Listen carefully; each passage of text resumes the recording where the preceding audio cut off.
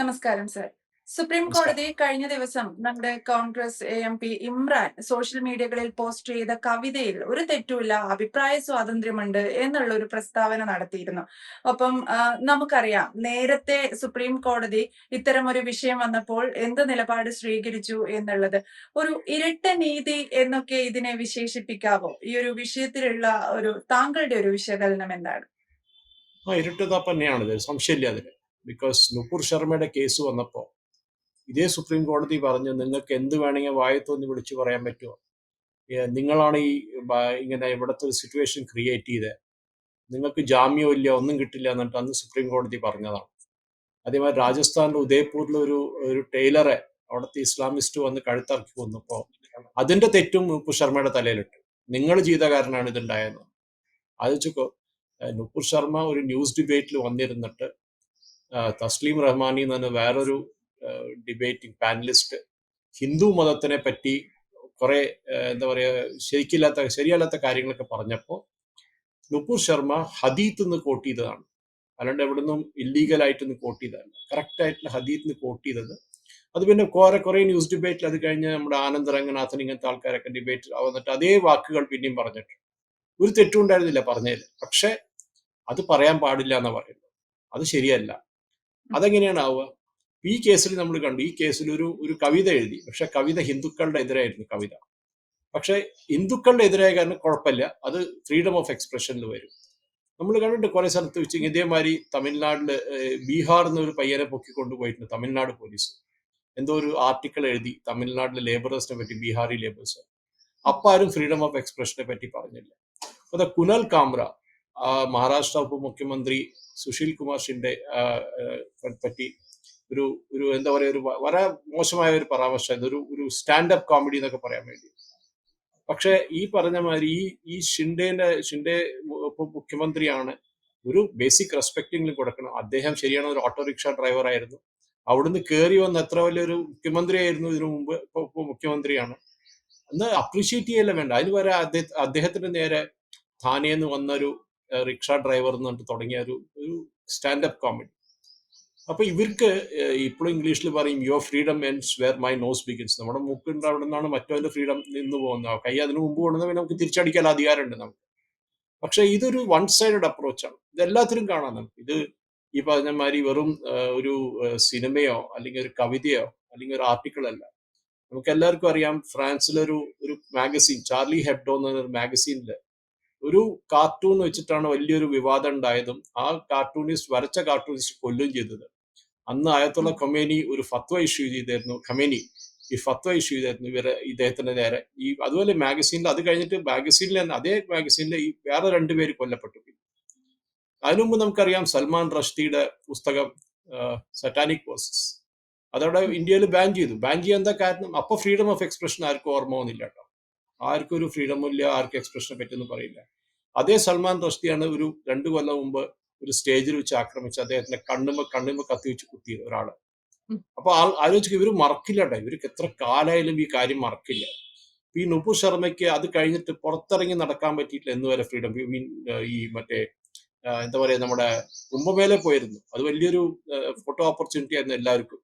ആദ്യമായിട്ട് നുപുർ ശർമ്മ എത്ര കാലം കഴിഞ്ഞിട്ട് നമ്മൾ കാണുന്നു എന്നുള്ളത്. പക്ഷെ ഒരു ഹദീത്ത് നിന്ന് കോട്ട് ചെയ്ത കാരണം ഒരു ഹിന്ദുവിന് വീട്ടിൽ നിന്ന് ഇറങ്ങി പുറത്ത് നടക്കാൻ പറ്റാത്ത കണ്ടീഷനാണ്. അതേ സമയത്ത് ഒരു MP, ഒരു മുസ്ലിമായ MP ഒരു ഹിന്ദുക്കളെ പറ്റി ഒരു കവിത എഴുതി, ഡബിൾ മീനിങ് കവിതയാണ്, എല്ലാവർക്കും അറിയാതെ, കോടതിയിൽ സമ്മതിച്ചു. അതൊരു ക്രിയേറ്റീവ് എക്സ്പ്രഷൻ ആണ്. സ്പെസിഫിക് ആയിട്ട് ഞാൻ കോടതിയുടെ ഓരോ വാക്കുകൾ കേട്ടാൽ നമുക്ക് ദേഷ്യം വരും. അവൻ അങ്ങനത്തെ ഒരു ഇതാണ് പറയുന്നത്. ഇവർ പറയുന്നത് നമ്മുടെ ഒരു poem, for that matter, mere recital of a poem, ഒരു പോയം ചൊല്ലിയാൽ മാത്രം ഒരു ആർട്ട് ആൻഡ് എന്റർടൈൻമെന്റ് ആയിരിക്കണം അത്, സ്റ്റാൻഡപ്പ് കോമഡി ആവാതെ. It cannot lead to an animosity. അപ്പൊ വേറൊരാൾക്ക് അതിന് ദേഷ്യം വരാൻ പാടില്ല. അപ്പൊ നാളെ നമ്മൾ വേറൊരു റിലീജിയനെ പറ്റി ഒരു കമന്റ് അടിച്ചു കഴിഞ്ഞാൽ ഈ സുപ്രീം കോടതി റൂളിംഗ് പ്രകാരം അത് ആർക്കും ഒരു കേസ് എടുക്കാൻ അധികാരമില്ല. ആരുടെ നേരെ ഒരു ത്രെറ്റ് ഇഷ്യൂ അധികാരം. ഇപ്പൊ സർ തൻ പേ ജുദ എന്ന് പറഞ്ഞിട്ടാണ് മറ്റേ നുപുർ ശർമ്മയുടെ നേരെ ത്രെറ്റ് ഉള്ളത്, ഒഫീഷ്യൽ ആയിട്ടുള്ള. അതേപോലത്തെ മൗലാനമാരെല്ലാരും ചെയ്തു, അവരാരും അറസ്റ്റ് ചെയ്തില്ല, പോലീസൊന്നും. അതെങ്ങനെയാണത്? ഇതെനിക്ക് ചോദിക്കാണ്. ഒരു റിലീജിയൻ മാത്രം എല്ലാം പീസ്ഫുൾ ആയിരിക്കണം, നമ്മളൊന്നും ചെയ്യാൻ പാടില്ല, നമ്മളെ അടിച്ചു കഴിഞ്ഞാൽ മറ്റേ സൈഡും കാണിച്ചു കൊടുക്കുന്നത് മഹാത്മാഗാന്ധി പണ്ട് പറഞ്ഞ കേസാണ്. പക്ഷെ ഇപ്പൊ അങ്ങനെ നടക്കുന്നില്ല. ഈ സുപ്രീം കോടതി ക്വസ്റ്റ്യൻ ചെയ്യണം. നിങ്ങൾ രണ്ട് തരത്തിൽ ജഡ്ജ്മെന്റ് ആണ് തരുന്നത്. ഒന്ന് നിങ്ങൾ പറയുന്നു നുപുർ ശർമ്മ പറഞ്ഞത് ശരിയല്ല, അങ്ങനെ പറയരുതെന്നു. ബാക്കിയത് കമ്മ്യൂണിറ്റിക്ക് വല്ലാത്ത വിഷമം തോന്നി. ഇപ്പൊ ഹിന്ദുക്കൾക്കോ ഈ കേസിൽ അതില്ലേ?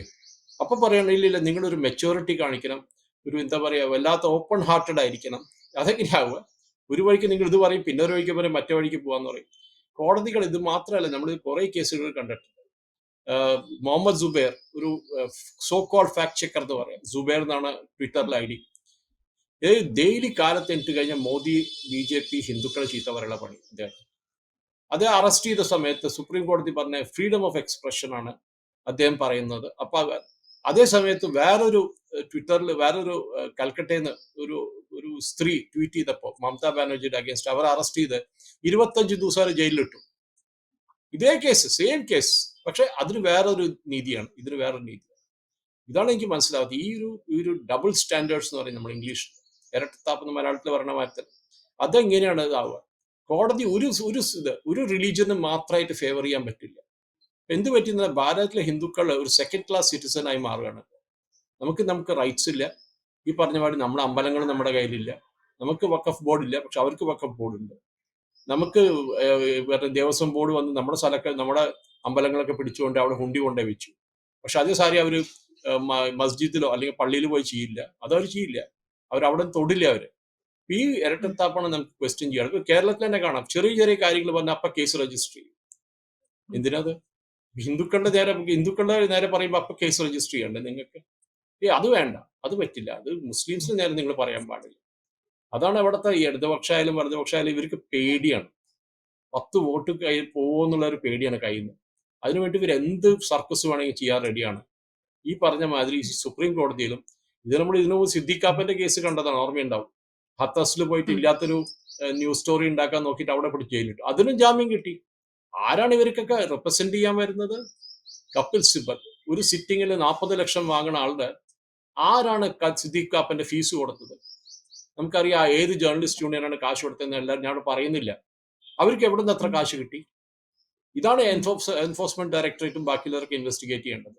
ഈ ഒരു എന്താ പറയുക, ഒരു ഡീപ് സ്റ്റേറ്റ് എന്ന് പറയും. അതാണ് ട്രംപ് US ഇപ്പൊ ഫിനിഷ് ചെയ്തിട്ടിരിക്കുന്നത്. അത് കാരണം എവിടെ അതിന്റെ എഫക്ട് കാണാനുണ്ട്. കർഷക സമരമൊക്കെ നിർത്തിവെച്ച കാരണം അതായിരുന്നു. കാശ് തീർന്നു, സപ്പോർട്ടും തീർന്നു. അത് കാരണമാണ്. അപ്പൊ ഈ ഇരട്ടത്താപ്പ് നിർത്തേണ്ട സമയമായി. കോടതികൾ ഒരു സ്റ്റാൻഡ് എടുക്കുക. ഇതുവഴിയോ അതുവഴിയോ ഏതെങ്കിലും ഒന്ന്. നിങ്ങൾ രണ്ട് സൈഡിൽ നിൽക്കാൻ പറ്റുക. ഈ പറഞ്ഞ രണ്ട് ബോട്ടിൽ കാല് വെച്ച് നിൽക്കാൻ പറ്റുക നിങ്ങൾക്ക്. ഇതാണ് ഇവർ ചെയ്യുന്നത്.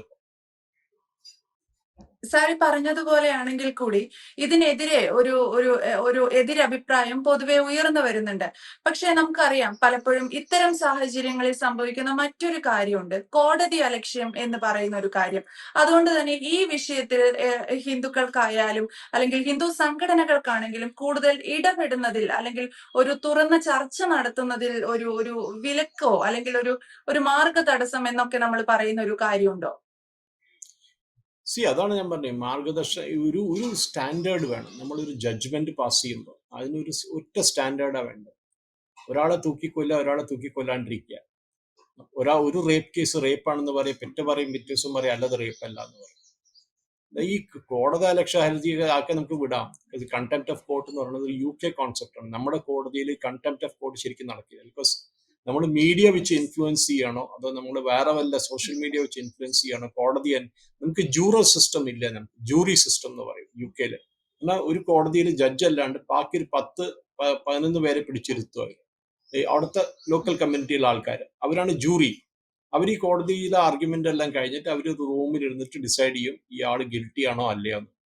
അവരെ ഇൻഫ്ലുവൻസ് ചെയ്യാൻ നോക്കിയിട്ട് ടെലിവിഷൻ ആയാലും പത്രമായാലും ഈ പറഞ്ഞ ഇപ്പോഴത്തെ സോഷ്യൽ മീഡിയ ആയി നോക്കിക്കഴിഞ്ഞാൽ അതിനെയാണ് കണ്ടംപ്റ്റ് ഓഫ് കോർട്ട് എടുക്കാൻ പറ്റുക. പിന്നെ കോടതിയിൽ നടക്കുന്ന ഒരു കേസിനെ പറ്റി കമന്റ് ചെയ്യാൻ ഇതേ സുപ്രീം കോടതി പറഞ്ഞിട്ടുണ്ട്, നിങ്ങൾക്ക് എല്ലാ അധികാരവും ഉണ്ട് ക്രിട്ടിസൈസ് ചെയ്യാൻ. പക്ഷെ പിന്നെ പറയുമല്ലോ ഇത് കോടതി അലക്ഷ്യ ഹർജിയാണ്, അങ്ങനെ വേറൊരു പരിപാടി. അപ്പൊ ഒരു വഴിക്ക് നിങ്ങൾ പറയും നിങ്ങൾ ജഡ്ജ്മെന്റ്സിനെ ക്രിട്ടിസൈസ് ചെയ്യും. ഒരു കാശ് വാങ്ങിച്ച് കൈക്കൂലി വാങ്ങിച്ച സുപ്രീം കോടതി ഒരു ഹൈക്കോടതി ജഡ്ജ്, ഡൽഹി ഹൈക്കോടതി ജഡ്ജ് നേരെ FIR രജിസ്റ്റർ ചെയ്യാൻ റെഡിയല്ല സുപ്രീം കോടതി. ഇതേ സമയത്ത് ഒരു ഗവൺമെന്റ് സർവൻറ്റോ അല്ലെങ്കിൽ ഒരു നോർമൽ ഒരു ആള് കൈക്കൂലി വാങ്ങിച്ചെങ്കിൽ 15,000 രൂപ കൈക്കൂലി വാങ്ങിച്ചെങ്കിൽ ഇതേ കോടതി അയാൾ ജാമ്യമില്ലാണ്ട് ലോക്കപ്പ് ചെയ്തത്. അപ്പൊ കോടതിയിലെ ജഡ്ജിമാർക്ക് ഒരു നീതിയും ബാക്കിയുള്ള ആൾക്കാർക്ക് വേറൊരു നീതിയാണ്. ഇതാണ് എനിക്ക് മനസ്സിലാവുന്നത്. ഇവരുടെ വിചാരം എന്താണ്?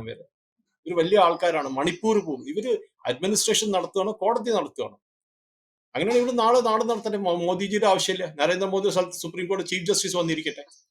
ഇതാണ് എനിക്ക് മനസ്സിലാവാത്തത്. ഇവരുടെ കാര്യം ഇവർ ചെയ്യാണ്ട് കോടതികൾ കോടിക്കണക്കിന് കേസുകൾ കിടക്കുമ്പോഴാണ് ഇവര് ഇങ്ങനത്തെ ഓരോ കരാപരിപാടികൾ ഇറങ്ങി നടക്കുന്നത്.